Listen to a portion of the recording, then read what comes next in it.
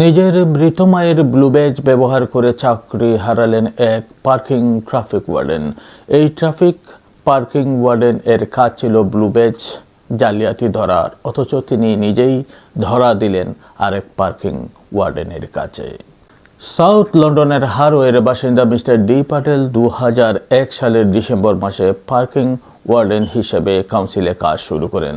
তার কাজের অন্যতম প্রধান দায়িত্ব ছিল প্রতিবন্ধীদের ব্লু ব্যাজের অপব্যবহার নজরদারি, রিপোর্টিং করা ও আইন প্রয়োগ করা।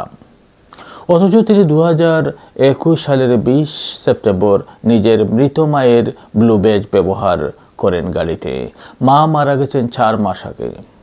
আরেক ট্রাফিক ওয়ার্ডেন গাড়িতে এসে পেনাল্টি চার্জ নোটিশ বা PNC জারি করে বসে এবং ব্লু ব্যাজ জালিয়াতির মামলা হয় তার বিরুদ্ধে। 2022 সালে আদালতে তিনি স্বীকার করেন যে তিনি বেআইনিভাবে মৃত মায়ের ব্লু ব্যাজ গাড়িতে রেখে গিয়েছিলেন। 2022 সালের 31 অগাস্ট হারো কাউন্সিল তাকে গুরুতর অসদাচরণের অভিযোগে চাকুরি থেকে বরখাস্ত করে।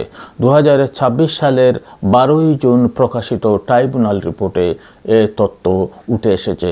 মোহাম্মদ সাজ্জাদ হোসেন নয়ন, BBN Media, লন্ডন।